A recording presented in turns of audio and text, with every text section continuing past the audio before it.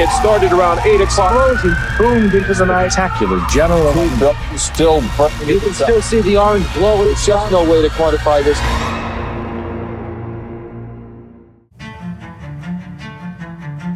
On December 11th, 1995, at 8 p.m., a boiler exploded in the largest textile factory in America at the time, the Malden mills. It burnt the entire factory to the ground. The fire was so big, it could be seen from miles away, and it took an entire week to put out the fire completely. At the time, Mr. Aaron Feuerstein, the owner, the CEO of the company, was celebrating his 70th birthday. And in the middle of the party, one of the executives ran over to him and said, Mr. Feuerstein, there's a fire at the mill. By the time he got there, the factory that had been built by his grandfather in the early 1900s was mostly gone, which meant that overnight, 3,000 employees who worked at Malden Mills lost their job. As far as Mr. Feuerstein was concerned, he was about to collect close to $500 million from the insurance company. He was faced with the following decision. Either close the company and pocket the money, or he can rebuild the company down south and hire cheaper labor over there and still make a lot of money. Either choice would have been common practice amongst CEOs at the time. Everybody expected for Mr. Feuerstein to do the same. The next morning, Mr. Feuerstein called a press conference. Thousands of people were crammed and jammed into this huge auditorium. Senators, politicians were there. And in front of everyone, he gets up and he makes this stunning announcement. He pledged to rebuild the factory right here in Massachusetts, bigger and better than ever before. And not only that, he continues and he says, every single one of you will continue receiving your monthly paychecks until it's rebuilt. All our employees will be paid their full salaries. The entire place erupted. There was so much emotion. It was charged because people were so anxious and nervous up to that point, thinking they lost their livelihood. And all of a sudden, the saint of a man gets up and he pledges and he promises that they have nothing to worry about. News media outlets showed the footage of him making the announcement, and they also showed people waiting online afterwards to pick up their paychecks. It made national and international headlines. You'll receive your bonuses and everything today. He was interviewed by dozens of news media outlets, and they asked him, they said, why would you even do that? My father, who was a very observant Jew, taught me, and I still remember his quotation, which was, Bimkom she'ein anoshim, in those circumstances where there is a moral vacuum, hishtadel liyos ish, do everything within your power to be a man. And that's what he instructed his children to do, and that's what I'm trying to do. The President of the United States, Bill Clinton, in 1996, invited him to the State of the Union and sat him next to the First Lady and honored him, calling him periodically afterwards to ask him for business advice, recognizing that here was a man who didn't see money as the end of it all, as the bottom line. Some might have said the proper business decision for a 70-year-old guy is to take the $300 million in insurance and retire. And what would I do with it? Eat more? Buy another suit? Retire and die? Huh. No, that did not go into my mind. That was not an option, not for a second. I was only 14 years old when this happened. But recently, when I heard about it again, I wondered, is Mr. Feuerstein still alive? Can I interview him? Can I meet him? And maybe even can I get a blessing from a great man like that? I made some calls, and I found that he lives in Brookline, Massachusetts. He's alive and well. He hasn't given an interview in 25 years. He said yes. I took along my 12-year-old son, Shalom. We traveled to Boston. We came to the house of his granddaughter, Marika Feuerstein. He lives with his granddaughter, 95. Not a young man anymore, but completely healthy and completely with it. As I walked into his home and shook his hand, I can see in his eyes the wisdom, the life experience. And I was really excited to sit and talk with him. The first question I asked him, I said, Mr. Feuerstein, what gave you the courage, the strength to walk away from hundreds of millions of dollars and do what's right? and treat the workers properly like human beings, take care of them? First of all, the Torah.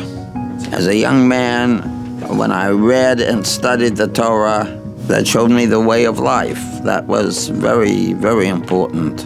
Lo sa shok soche, not to oppress the worker. You got a lot of workers. Not to oppress the worker, because he's an oni and an evyon. We considered him a human being, not a pair of hands. And there's a difference. He said, my father was a great example. He was a big tzaddik. He also taught me to be a mensch. My father was a tzaddik and had great influence over me. Today we see Orthodoxy prospering. But when my father was a young man, Orthodoxy was dying. And my father was the one who kept the Orthodox alive in Boston. The business was started by his father, Henry Feuerstein. He came over to this country in his teens, and he read in the Forward's Yiddish newspaper that there was a factory for sale in Malden. He went to see the factory. He knew nothing about knitting machinery, nothing about sweaters, nothing about anything, any product. He said, there's a place where I can go to shul, I'll be my own boss, and he bought it. And the business prospered, and by the time I got to the business, the Malden Knitting Mills was ranked AAA1 for credit, and they were worth millions. I asked him about the employees when they returned to work at Malden Mills after it was rebuilt. They increased productivity by 40% without a wage increase, just as an expression of gratitude to Mr. Feuerstein and what he had done. We had good employees. Many of them couldn't even speak English. But when treated like human beings, they were just terrific. They wanted me to succeed, and they increased employment without a wage increase. Then I asked him a very difficult question. I said, Mr. Feuerstein, I know that eventually your company went bankrupt. Do you ever feel that had you not done that good deed and spent the tens of millions of dollars on the employees, paying them while the company was being rebuilt, did you ever feel like you would have had the money to continue going? No.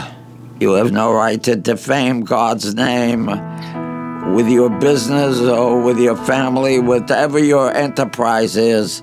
I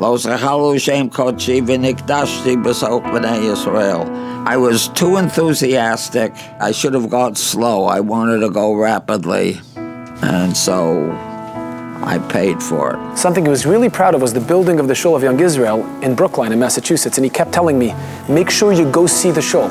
A beautiful piece of architecture. I remember as a young man, it was a fight to get a minyan in the shul.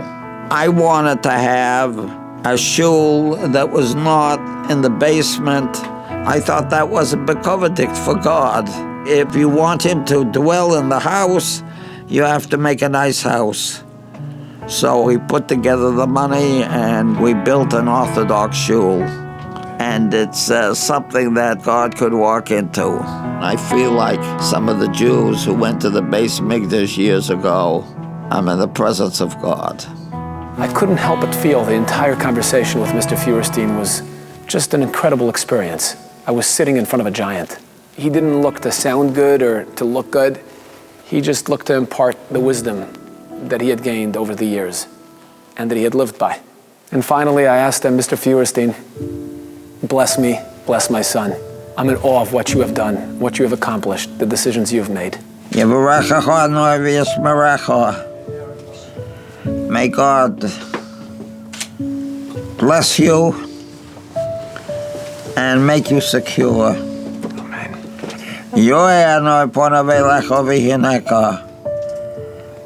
May God see you through security intellectually, most important.